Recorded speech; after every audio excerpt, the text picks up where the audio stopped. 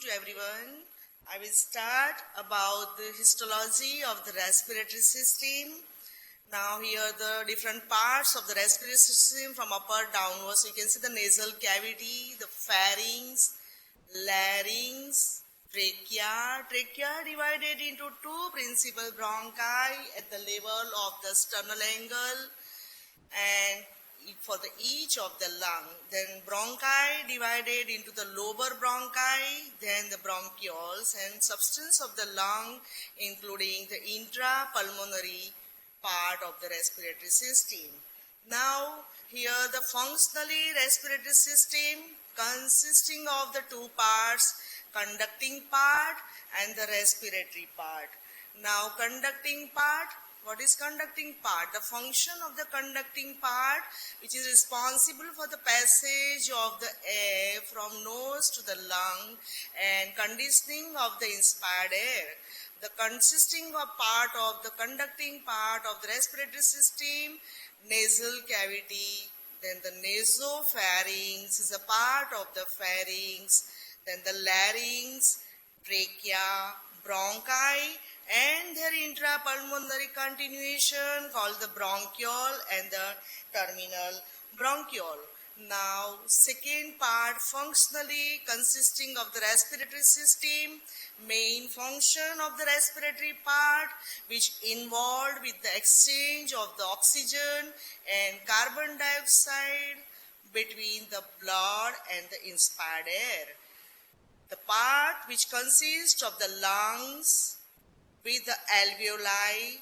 Alveolus is a small saccular structure with thin wall which enables the gaseous exchange between air and the blood with the alveolar duct and the alveolar sacs. So these are the parts functionally consisting of the respiratory system. Now the given diagram showing in the conducting part and the respiratory part. The part conducting consisting of from above downwards, trachea, left and right main bronchi, then the lobar bronchi, segmental bronchi, bronchioles, terminal bronchioles, then the part consisting in the respiratory, here is a respiratory bronchiole, alveolar ducts, alveolar sacs and the alveoli. So here in the part of the conducting and the respiratory parts of the respiratory system divide into two functionally respectively. Now the clinically here divided into upper respiratory tract system and the lower respiratory tract system. The upper respiratory tract consisting of the parts of the respiratory system, that is the nasal cavity, the pharynx and the larynx. Now lower respiratory tract including trachea, primary bronchi which is divided at the level of the sternal angle where the second costal cartilage is attached on either side of the thoracic cage, and hilum of the substance of the lung is a depression on the substance of the lung tissue, so through which the bronchi making entry in each lungs and exit the different structures. So hilum, through the hilum of the lung, here the bronchus of each lung is making entry through the hilum, and again it is divided into lobar bronchi and the segmental bronchi. So these are the parts clinically, upper respiratory tract and the lower respiratory tract. So condition of that, the patient suffering from the infection, so called the URTI and LRTI.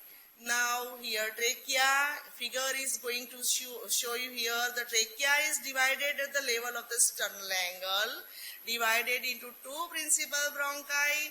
Right bronchus is short and stouter and left bronchus is long and slender. So this is the diagram showing the part of the respiratory system, showing the principal bronchi along with the trachea.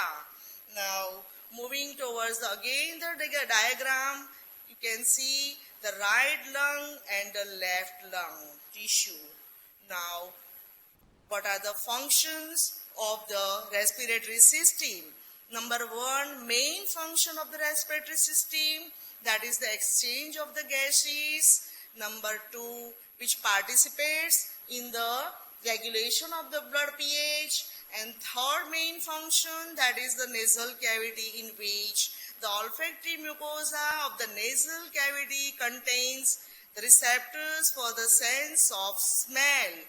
Now, number 4 important function, upper respiratory passage filters the inspired air.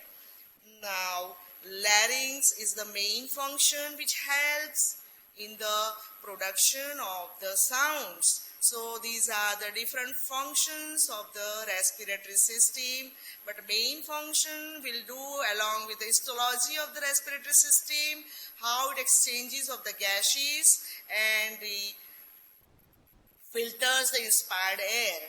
Now here you can see the general structure of the respiratory system. The histologically respiratory tract has the layered wall. The layered wall consisting from inward to outward. The one first important layer, that is the respiratory epithelium. Number 2, that epithelium is supported by a loose connective tissue in the form of lamina propria. This lamina propria, after that, the third layer is the submucosa layer, and the submucosa here consisting of the tracheal glands, which are the mixed seromucous glands. The another more important layer is made up of the smooth muscle layer. So these are the 3 commonly layered, visualized histologically in the wall of the respiratory system. We'll moving towards the individual layers. We'll moving towards the first respiratory epithelium. Now the lining epithelium of the respiratory system here is called the respiratory epithelium. So which is the lining epithelium of the respiratory system? So here is the pseudo-stratified ciliated columnar epithelium with the goblet cells. Now most of the tract is lined by the pseudo-stratified ciliated columnar epithelium with the goblet cells. Here given diagram showing the cells in the pseudo-stratified. Now as per the epithelium we have done in the normal general histology class, epithelium, pseudo means the false and stratified means the multi-layered. So pseudo-stratified word itself suggestive that the false appearance of multi-layer, but it is not multi-layer, it is made up of a single layer epithelium.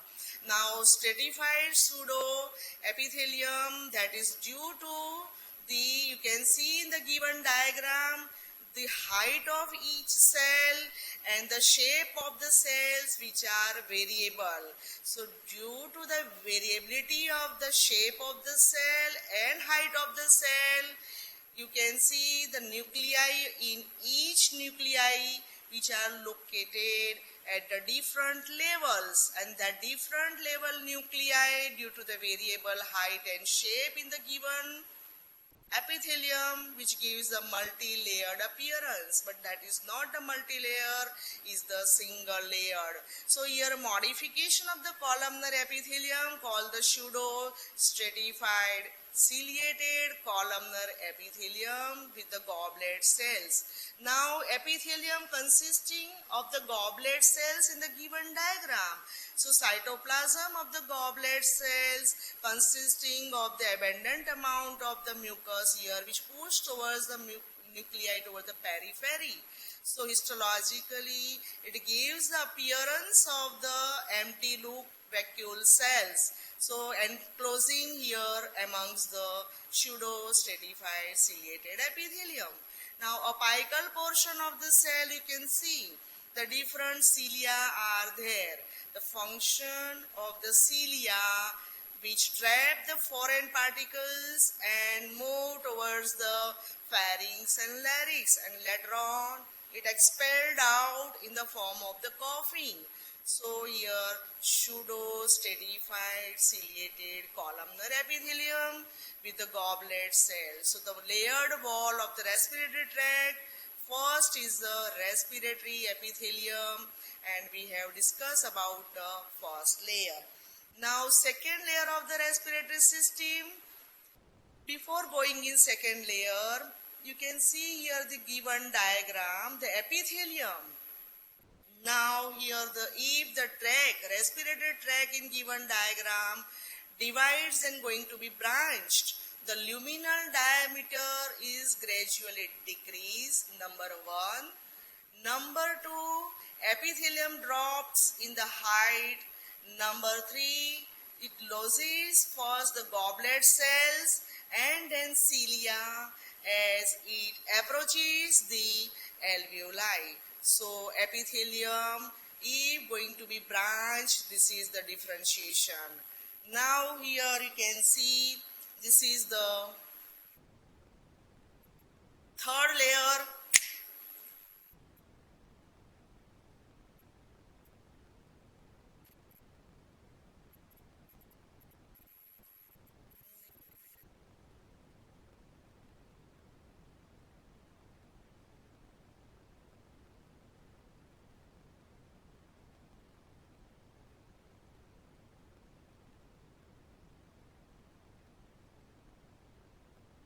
Now in the epithelium, respiratory epithelium, the following cells are present.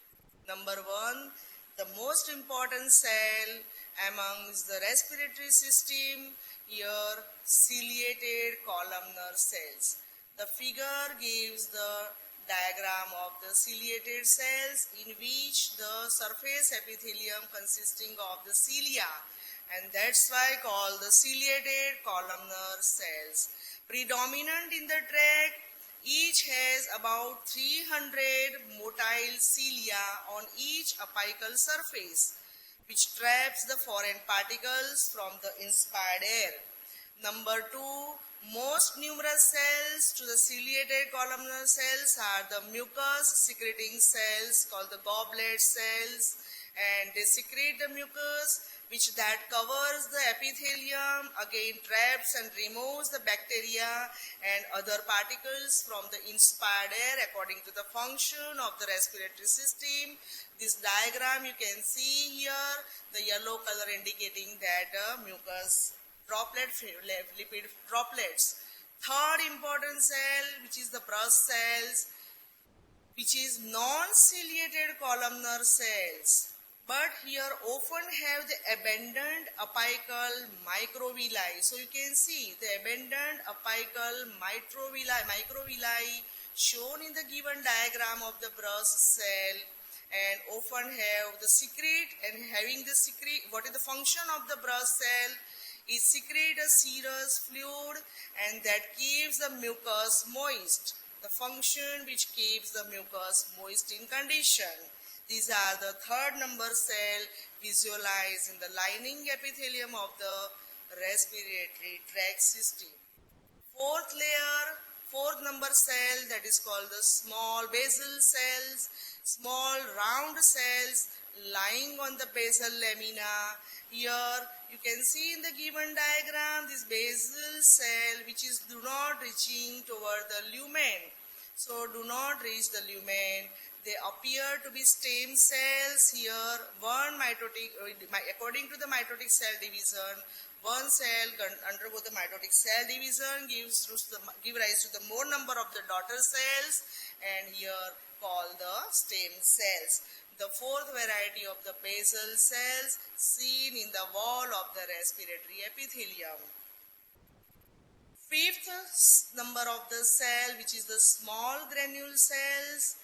Here you can see the cytoplasm of the cell which contains the granular appearance. In case of that, that's I call the granule cells. Looking like the resembling basal cells, but here some serous cells containing the basophilic granules which secrete the amylase, while other with the eosinophilic granules will produce the lysosome, which are phagocytic in function. Now again collectively slide showing the different type of cells: ciliated cell, goblet cell, basal cell, granule cell, and brush cell.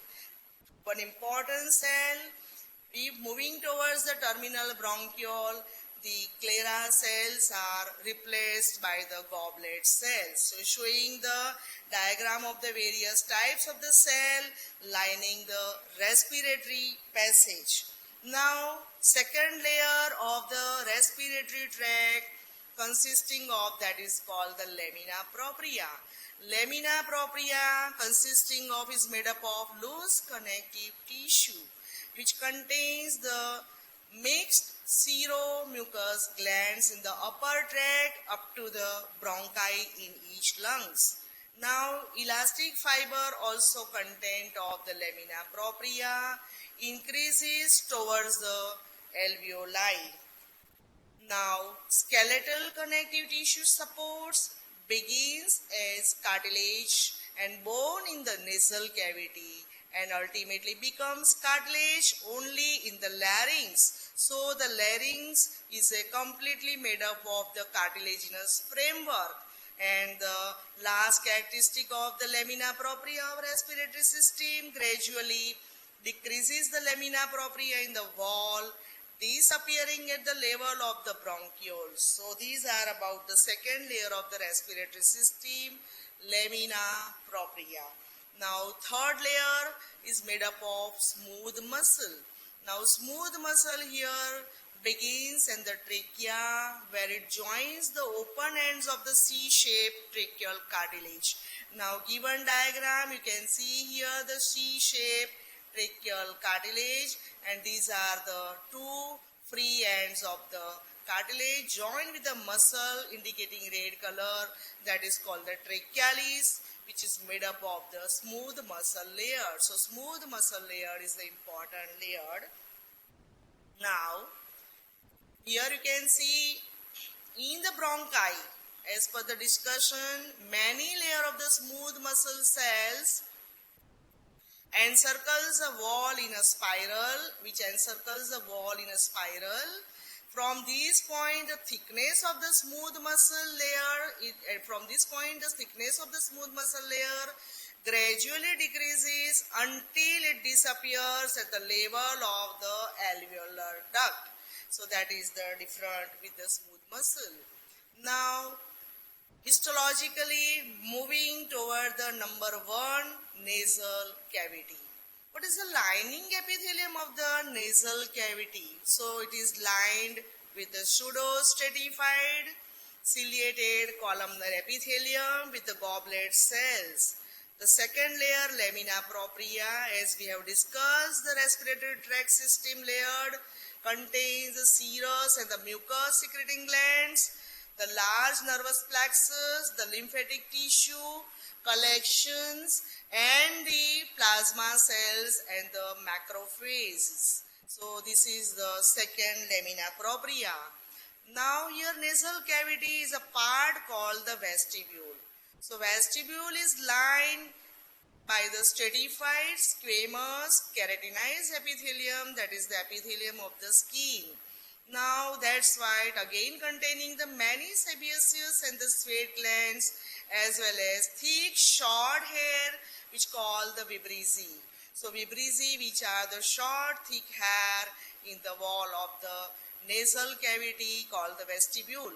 And function of this vibrissae, short hairs in the nasal cavity which filters the large particles from the inspired air. So that is the main function of the vibrissae.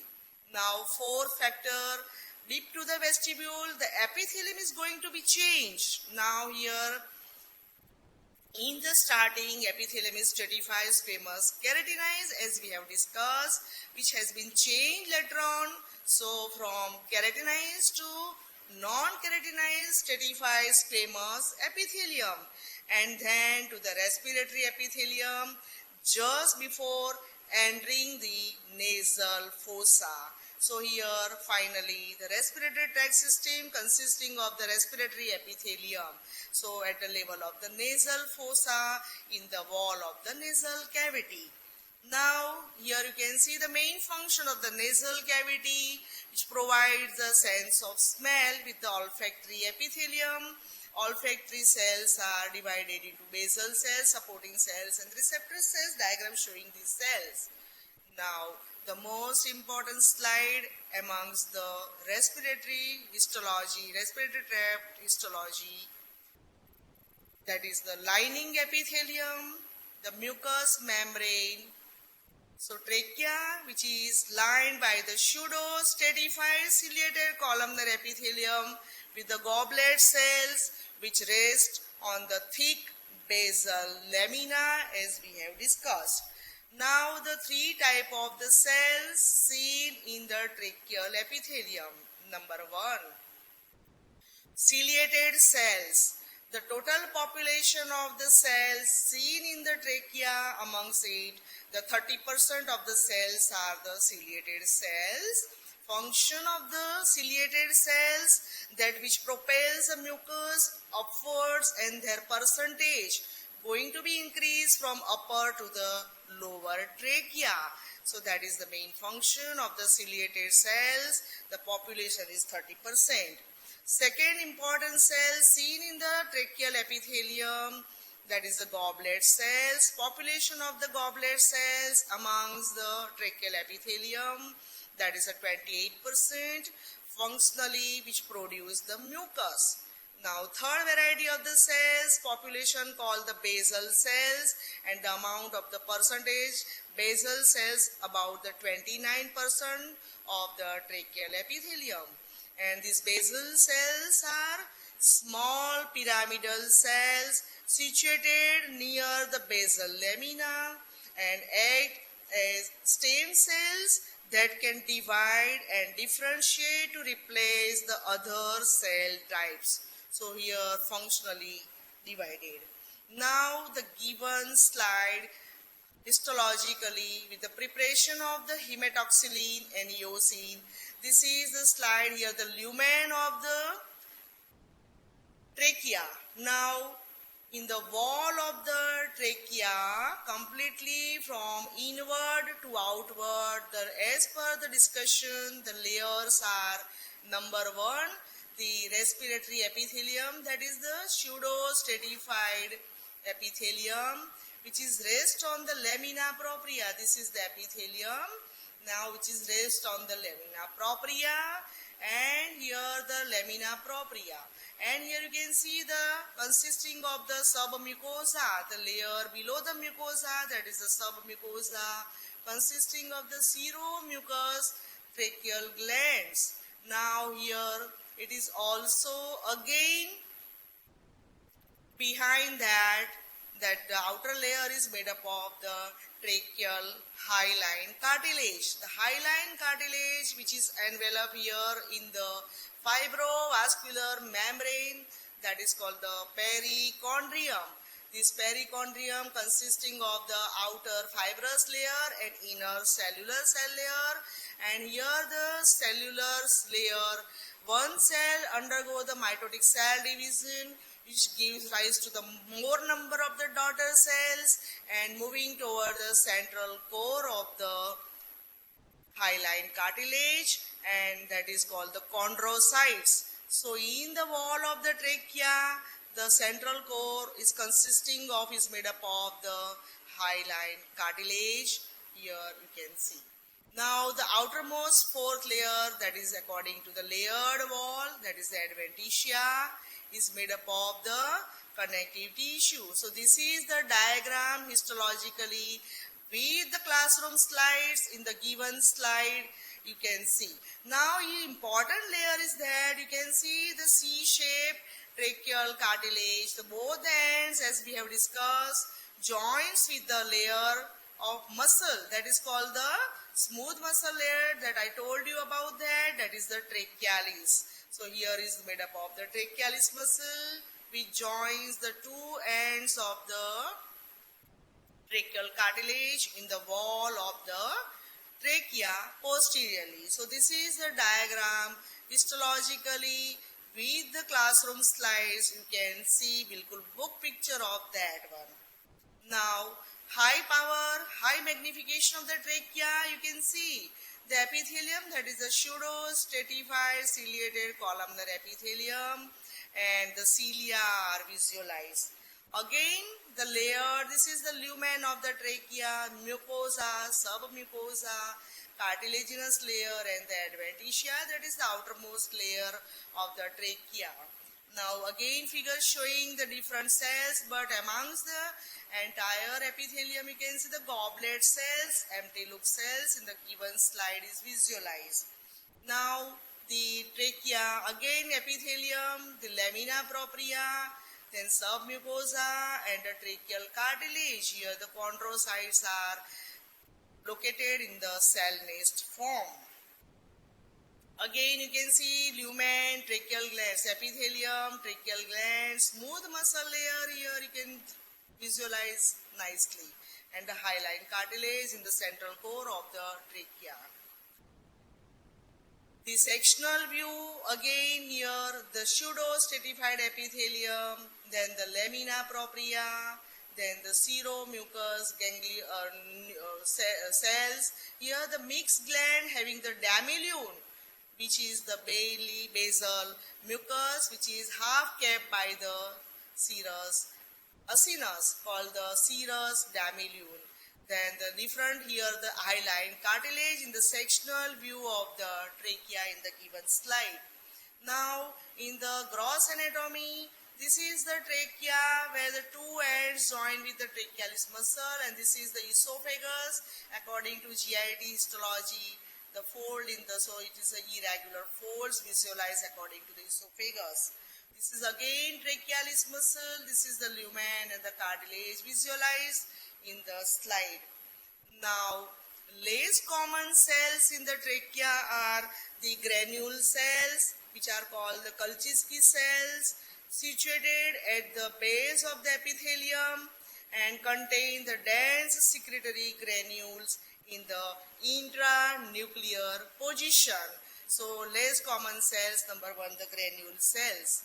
Number two, less commonly seen the wall of the Brush cells, contain as per discussion the large microvilli with an actin filament or extending down into the cytoplasm. Cells containing to secrete the granules and may have the secretory function, that is the Brush cells. The lamina propria of trachea, the second layer, lamina propria of trachea and principal bronchi made up of loose connective tissue, which is lean in the elastic cartilage. So no need to go in detail about that one. Third layer consisting of the mixed seromucous gland, but here difficult to distinguish the boundary between the lamina propria and the submucosa. Now at the junction of the two, there is a dense layer of the elastic fibers, which is seen with the spatial stain. So spatial stain is required. Now the cartilage, hyaline cartilage, smooth muscles separating trachealis and the adventitia reach in the elastic fibers. Now here trachea divided into lobar bronchi and the bronchial tree. So here the main bronchus, lobar bronchus, segmental bronchus, terminal bronchus, then the respiratory bronchiole, alveolar duct, alveolar sac, and finally the alveoli. Now given diagram, trachea divided into two principal bronchi at the level of the sternal angle, that is formed by the upper part of the manubrium, sterni, and lower part is called the body of the sternum is the manubriosternal joint, here the sternal angle. So bifurcation of the trachea is becoming here at the level of the sternal angle, the right bronchus and left bronchus. So both of these two bronchi making entry to the hilus of the hilum of the lung into the substance of the lung tissue. Now again the diagram showing of that one. Again diagram showing of that one. Now moving toward the primary bronchus. The important slide histologically, primary bronchus. Appearance is similar to that of the trachea that we have discussed, but cartilage rings present in the irregular patches. Cartilage rings here you can see in the given diagram in the form of the irregular patches. So one patch and second patch and third patch. So all three patches are indicating the irregular patches in the wall of the bronchus. The spiral bend of the smooth muscle completely here the layered, that is the encircling the lumen. So this is the smooth muscle in the spiral element here in case of the hyaline cartilage in the irregular in the present in the irregular patches, and that is about the figure showing the primary bronchus. Now here again figure showing the hyaline patch in the wall of the bronchus. Now again you can see the whole slide of the lung tissue. Now here indicating the slide called the patches of the hyaline cartilage seen. So this is about the bronchiole, this is about the alveoli. We'll do discussion about it later on.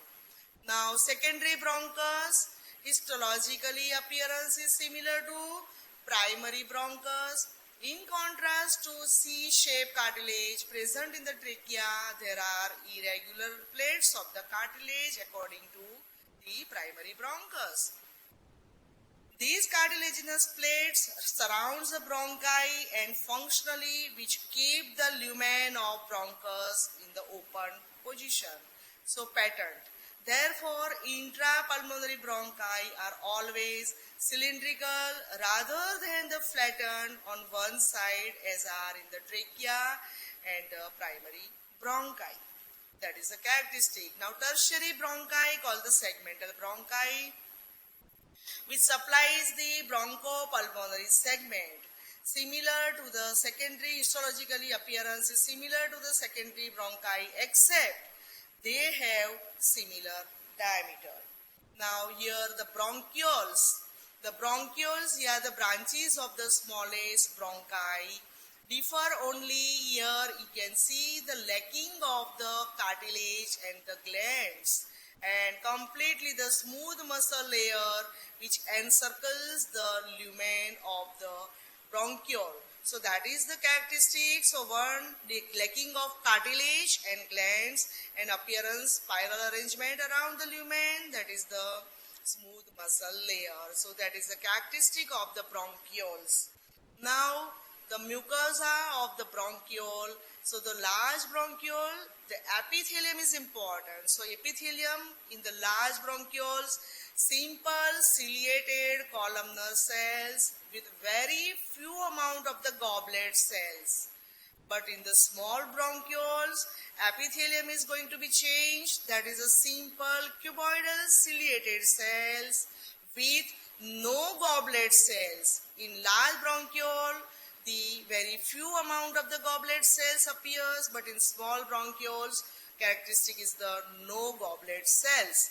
Now, appearance of these goblet cells are replaced here by the sclera cells, and that are the non-ciliated cells of the terminal bronchiole, which replaces the goblet cells. Now, the figure showing here the bronchioles. Now, here again you can see the lung tissue having the terminal bronchiole with the alveolar duct and the respiratory bronchiole. Now, bronchiole is amongst the wall of the bronchiole. The goblet cells are replaced by the sclera cell. Now, what are the characteristics of the sclera cells?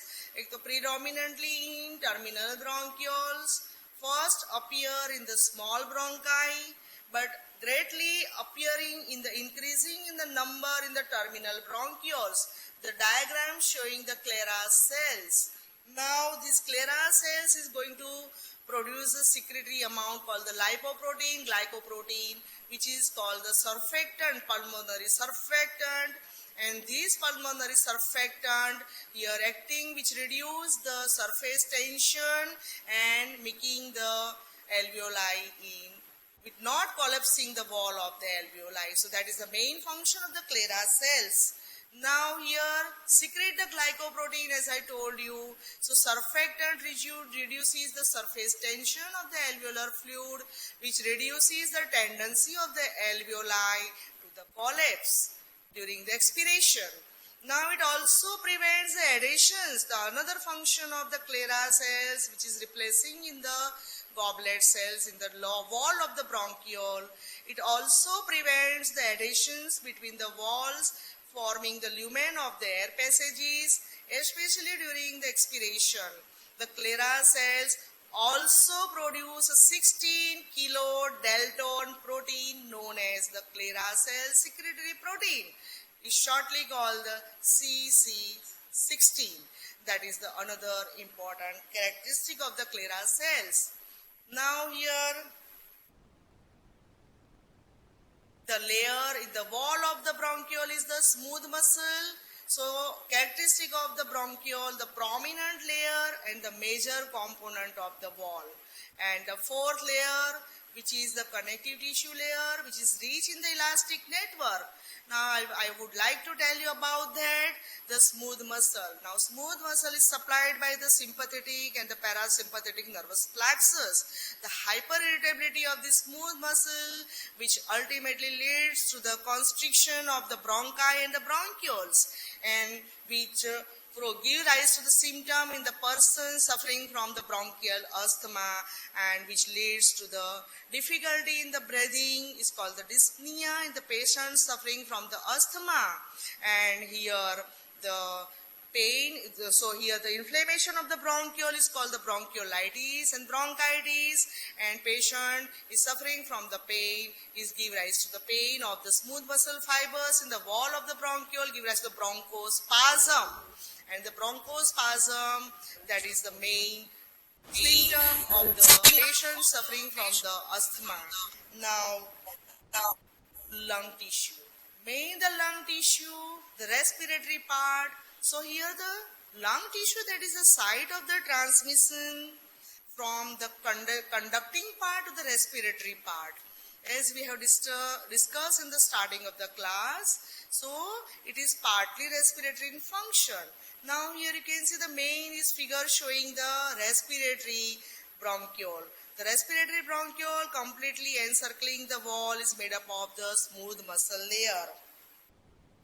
Now figure showing the photomicrograph of the enlarged view of the intrapulmonary bronchus. Now this is here the terminal bronchus. Now here the respiratory bronchus, and the wall of the alveolus, visualizing the different alveolar cells. I would like to discuss about the alveolar cells, visualizing seen in the wall of the alveolus. So number 1, type 1 alveolar cells, which are called the pneumocyte 1, is made up of the simple squamous cell. So another name of the type 1 alveolar cell, that is called the squamous epithelial cells or the pneumocyte 1. Now the wall of the alveolus, see here the second cells called the type 2 alveolar cells. Now type 2 alveolar cells are having the round nucleus, and apical portion give rise to the lamellar body, which provides the surface tension function. And here you can see the figure shown in that case, the 2 alveolar cells, which is seen here the second, the type 2 alveolar cells. Now epithelium is now moving toward the bronchiole. Epithelium is simple cuboidal with the cilia, which are gradually and last are replaced by the non-ciliated but cuboidal cells. Sclera cells are in the wall of the bronchiole, present in the between the cuboidal cells, but the small muscle layer and outermost covering of the delicate connective tissue, as we have discussed. Now alveoli. The alveoli in the wall of the lung tissue, in each lung, normal lung, about 200 million alveoli. Now total area of the alveolar surface of each lung is extensive and estimated about 75 meter per square. Third point, characteristic of the alveoli, total capillary surface area available for the gaseous exchange is about the 125 meter per square. Now what is alveolus? So we can say here, according to alveolus is a thin-walled polyhedral sacs and round or polygonal in shape and closely packed to the alveolar wall is a partition called the septum between the two adjacent alveoli. Now, 7 point for the alveolus. The interalveolar septa, which contains the network of the capillaries, reticular and the elastic fibers, and occasionally the fibroblasts and macrophages between the squamous epithelium of the adjacent alveoli. Now here the macrophages called the alveolar macrophage. So ultimately we'll discuss it, called the heart failure cells. Now openings in the septa are called the pores. They help in the circulation of air from one alveolus to another and thus equalizing the process in the alveoli. Now see the diagram of the alveolus. As I told you, the alveolus is a large sac-like structure. Now this alveolar wall is composed of the alveolar cells and surrounded by the capillaries supported with the connective tissue. So these are the capillaries supported with the connective tissue, the alveolar wall. And the alveolar wall, the alveolar cells are seen here in the wall. The type 1 and the type 2 cells are there. Now this is the figure of the alveolus. Now different alveolar cells. Number 1, type 1, called, as I told you, squamous epithelial cells, because here the bulging of the epithelium, that is due to the underlying nucleus. So both of these two are the type 1 alveolar cells, very thin squamous cells, that is a characteristic, and amongst the entire alveolar cells, it covers the 95% of the population of the alveolar surface. Between these two alveolar type 1 cells, interposing is the type 2 alveolar cell. Now, next here you can see showing the epithelium type 1 cells, and this is about the type 2 alveolar cells. Now figure showing here the content of the cytoplasm provides the lamellar bodies. Type 2 alveolar cell, called also pneumocyte 2, present in between two type 1 alveolar cells. Note that the presence of the lamellar bodies and thin layer of the surfactant on the surface cells and thin layer of the apical surface of the type 2 alveolar cell, that is called the surfactant of that, will reduce the surface tension and help in the not collapsing the wall of the alveoli. Now type 2 alveolar cells, as I told you, type 1 population is about the type 2 population is remaining 3 to 5% of the alveolar surface. It interposes between the type 1 cells, roughly cuboidal with the round nuclei, then mainly characterized by the membrane rounded broad lamellar bodies, secrete the functionally product called the pulmonary surfactant, is assembled and stored in the lamellar body, will reduce the surface tension. Now type 3 occasionally seen in the alveolar epithelium. These are the type 3 alveolar cells, also called the brush cells. Now the most important cell seen in the wall of the alveolus, that is called the alveolar macrophage, called the dust cells. The dust cells are the large monocyte derived from representative of mononuclear phagocyte system, which lie on the surface of the alveolar septa and in the interstitium. Functionally, this alveolar macrophages, which phagocytes any debris and the blood cells entering the alveoli as a result of the heart failure known as the heart failure cells here in the patient suffering from the heart failure. Now in the patient of the heart failure, here pulmonary capillary are overloaded with the blood. Erythrocytes may accumulate in the alveoli. These erythrocytes are phagocytosed by the alveolar macrophages, which acquired brick red color because of the presence of the hemosiderin, a product of the hemoglobin degradation, and are therefore called the heart failure cells. Now, according to we have discussed previous classes, many barrier in the human body. Amongst the one, here the important amongst the lung tissue, that is the blood-air barrier. The blood-air barrier functionally it acts as the air in the alveolus is separated from the blood in the capillary by following three surfaces. Number one, here is the diagram showing the blood-air barrier. So number one, this is the capillary is visualizing here, and that capillary which is continuous non-fenestrated endothelium of the capillary. Now second, here you can see here the alveolus.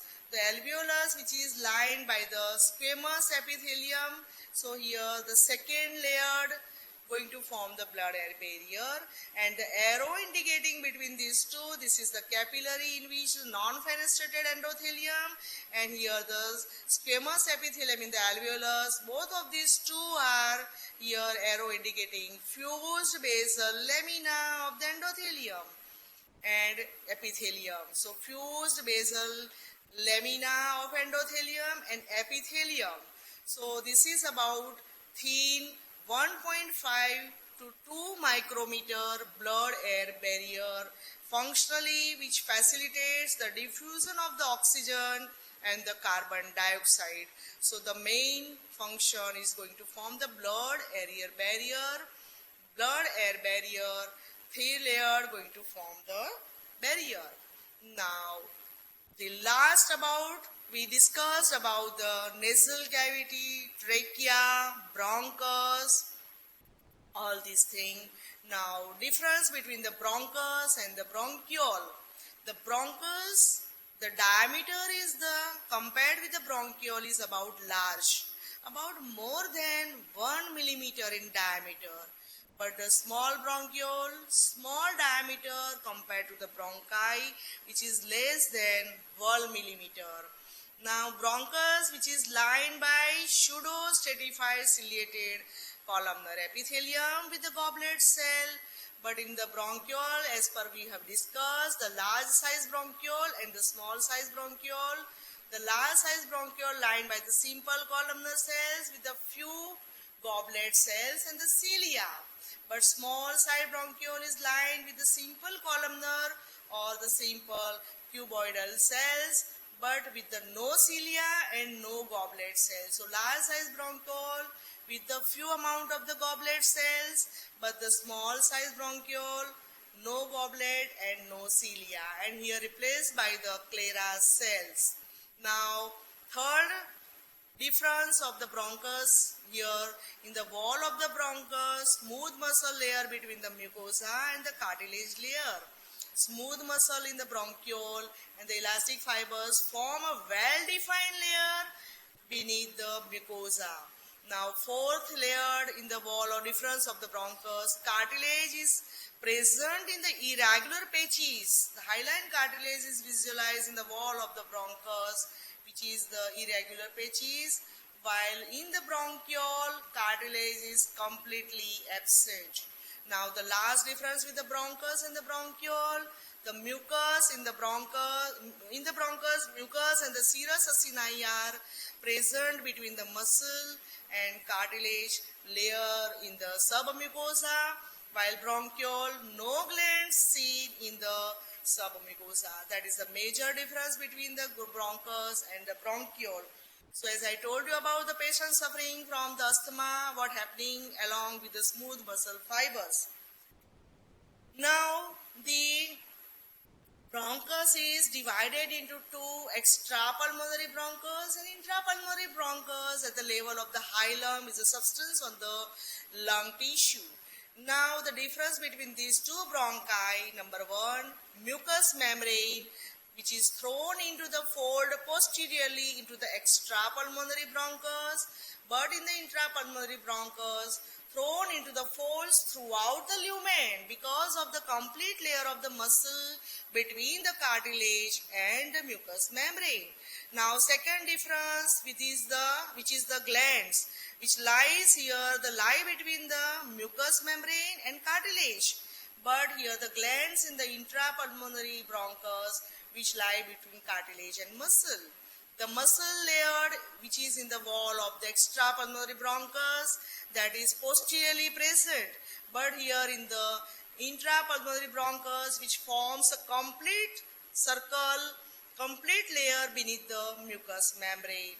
And finally, the extrapulmonary bronchus cartilage is in the C shape, while intrapulmonary bronchus cartilage in the form of the irregular and in the many pieces. So that is about the difference between the intra and extrapulmonary bronchi. Now the last slide for the respiratory system, you can see the gross images of the sagittal section of the head and neck. You can see here the epiglottis. So epiglottis is again a part of the respiratory system. Now moving towards the epiglottis, the anterior surface and the posterior surface of the epiglottis.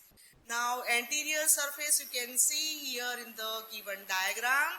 The anterior surface is communicate with the oral cavity. So that's why the lining epithelium histologically of the anterior surface and upper part of the posterior surface, that which give rise to the oral mucosa, and that is the stratified squamous non-keratinized epithelium, and that is called the pharyngeal epithelium. So lining epithelium of the oral mucosa which lines the epiglottis anteriorly as well as the upper part of the posterior surface of the epiglottis. Now here the posterior surface of this epiglottis is seen here in the given diagram, which communicate with the respiratory system. So here respiratory system, going to see here the trachea is start to visualize in the given sagittal section. So this is the respiratory system. So the lower part of the posterior surface of the epiglottis which lined with the help of the respiratory mucosa, and that is pseudostratified ciliated columnar epithelium with the goblet cells. So shortly we can see the epiglottis anterior surface and posterior surface. So important characteristic of the epiglottis is a structure in the body having the bilateral double epithelium, that is the epiglottis also. Now here the epithelium and the central core is completely composed of the elastic cartilage, the blood vessels and seromucous glands in the wall of the epiglottis. Now epiglottis, so shortly I told you about the figure showing here the cartilage, there is a mucous membrane. Figure showing here predominantly the epithelium here. So here the oral mucosa and upper part and the till upper part of the posterior surface. So this is the respiratory mucosa, this is the oral mucosa. So this is the pharyngeal epithelium and this is the laryngeal epithelium. As I told you, the epiglottis having the double epithelium in the wall of the lining section. Now here the sagittal section, the section of the epiglottis. So mainly the central core is composed of elastic cartilage, and this is the lining epithelium, laryngeal epithelium. So this is the posterior surface of the epiglottis, and this is the anterior surface of the epithelium, that is a pharyngeal epithelium, pharyngeal surface. So this is the respiratory surface, pharyngeal surface, this is the laryngeal surface, and this is the pharyngeal surface. And central core is completely composed of the elastic cartilage. So epiglottis is the main cartilaginous framework of the larynx. There I told you about larynx is completely formed made up of the framework of the cartilages. Now this is about the disclaimer. The diagrams used in this PPT are taken from the textbook of the histology. Inderby Singh, 4th and the 9th edition, the textbook of the histology of the G.P. Palser, that is the 3rd edition, and the Google Scholar. This PPT is for the completely academical purpose only. Thank you.